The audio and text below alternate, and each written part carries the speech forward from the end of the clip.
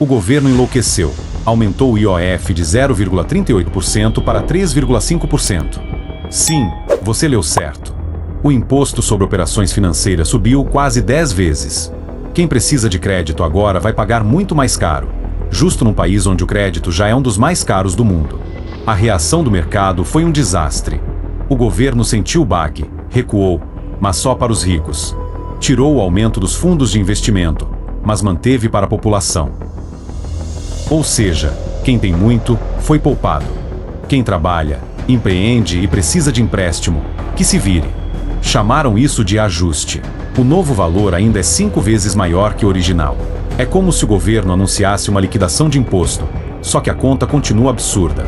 E mais, tudo isso foi feito sem aviso, sem planejamento, sem vergonha. Um ministro da Fazenda decide mudar as regras de um dia para o outro. Quem vai investir num país assim?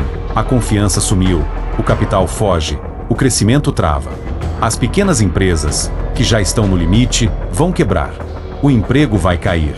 E o governo continua agindo como se o Brasil fosse um laboratório fiscal. Quem explica isso com clareza e firmeza é o economista J.H. da Fonseca, que neste vídeo escancara o absurdo dessa medida, de forma simples, direta e impossível de ignorar.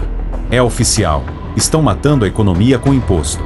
Parabéns, Haddad, você sempre ferrando com a gente. Apoie contribuindo com qualquer valor para mantermos ativo nosso canal, usando a chave Pix, direitatveinfoco@gmail.com ou pelo QR Code que aparece na tela. Inscreva-se no canal, deixe um comentário qualquer e ative o sininho para receber diariamente os próximos vídeos com notícias atualizadas. Direita TV em Foco. A liberdade de expressão é inegociável.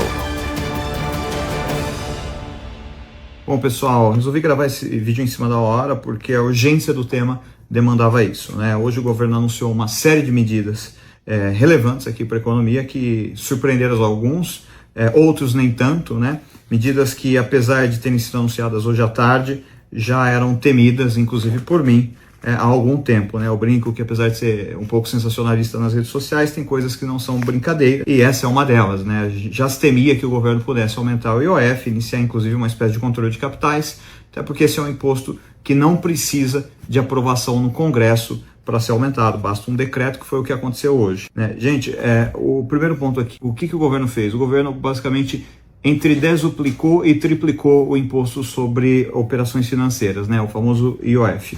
O nome disso pode ser aumento de imposto ou pode ser também entendido como controle de capitais. Quando o governo sobe de 0,38% para 3,5%, ou de 1,1%, depende da modalidade, para 3,5%, isso, além de ser um imposto, um dinheiro que é seu, sendo movimentado para você, para outro lugar, também é uma espécie de barreira de capital. Isso aqui é muito ruim para a economia de N maneiras que eu não posso nem imaginar. Isso porque eu estou falando do primeiro imposto. Foram dois, né?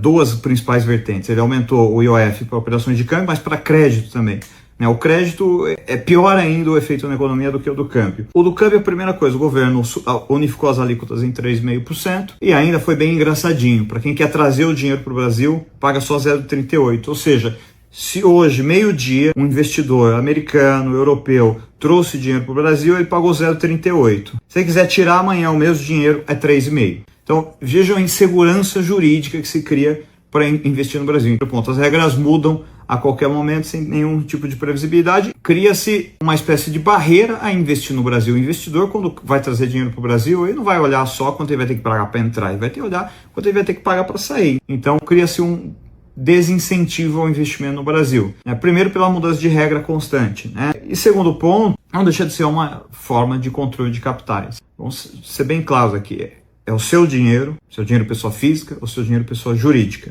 Se você quiser movimentar o seu dinheiro por uma conta que é sua em outro lugar, você tem que passar essa barreira. É uma barreira, ponto. Se você quiser tirar do Brasil, você tem que pagar 3,5%, e 3,5% não é pouca coisa. O que você fez para pagar 3,5%? Você não teve lucro, você não teve nada. Você está movendo o dinheiro. Pensa em alguém que quer mover $100 mil, vai pagar $3.500, é bastante dinheiro.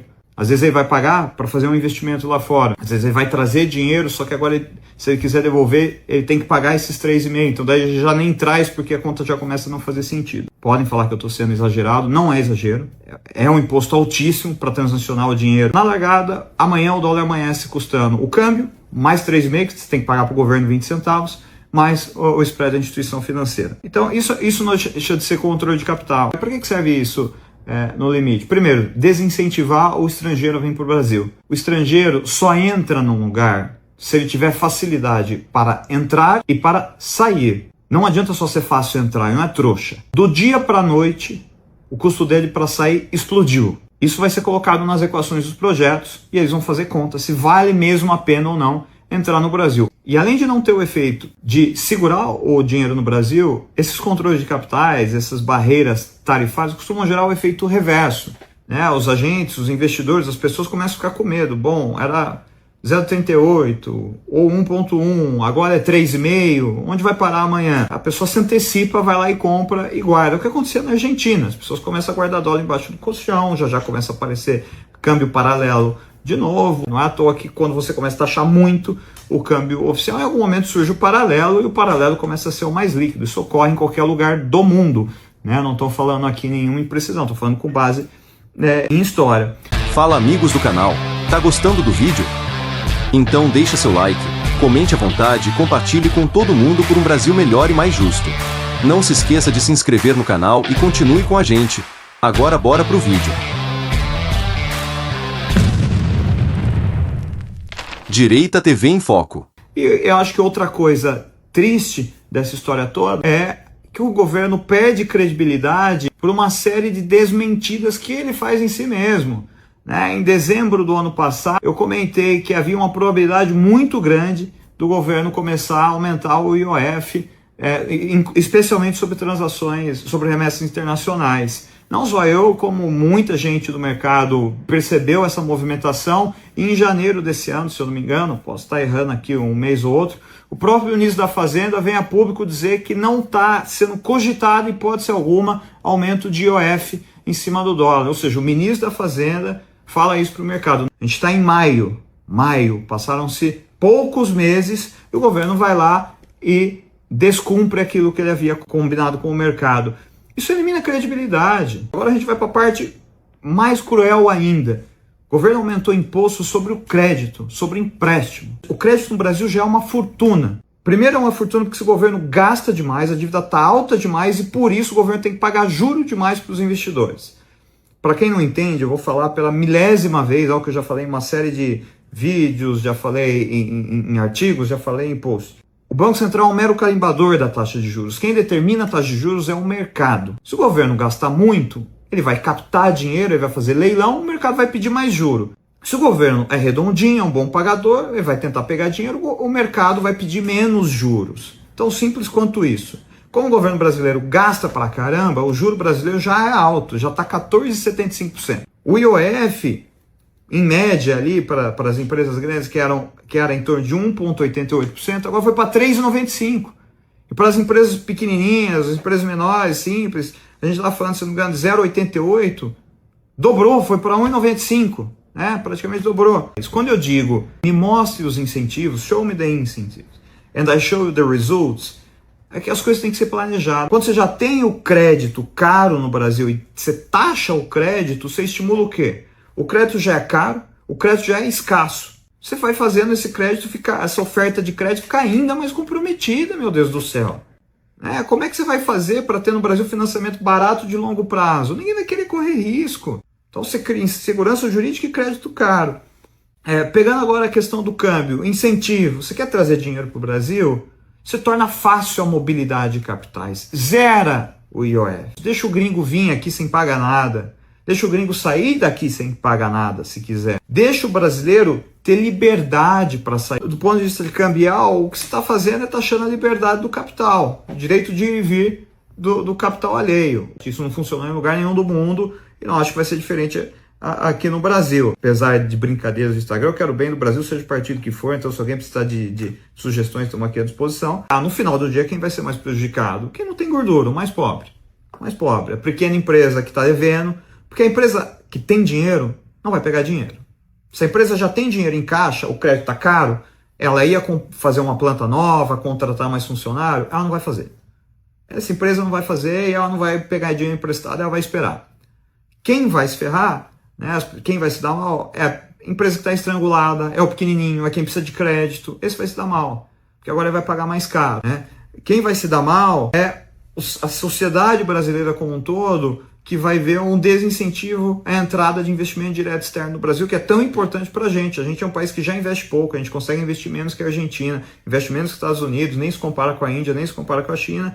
E quando a gente faz todo esse pacote de taxação, a gente está incentivando o quê? Ao não investimento. Este pacote de hoje é um incentivo ao não investimento. Taxar dividendo, sob o nome de taxar imposto de mínimo sobre pessoa física, também é uma forma de desincentivo ao investimento da forma como está proposta, né? Se houver uma redução do imposto sobre o corporativo, aí tudo bem, né? Se equilibra as coisas, mas tudo que o governo está propondo está tornando oneroso investir e gerar emprego.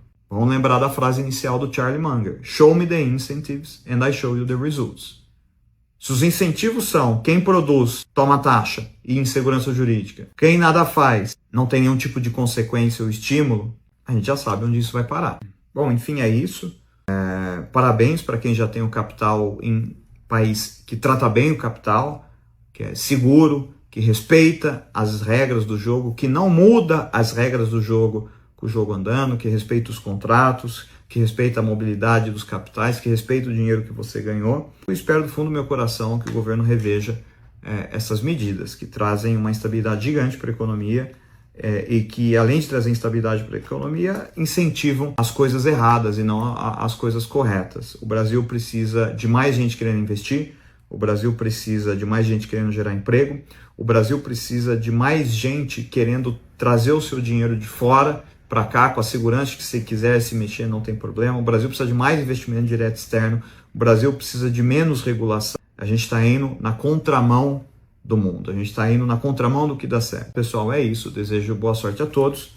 E amanhã o dólar amanhece praticamente 20 centavos mais caro para todo mundo. Não esqueça de curtir, se inscrever no canal e compartilhar nossos conteúdos nas suas redes sociais.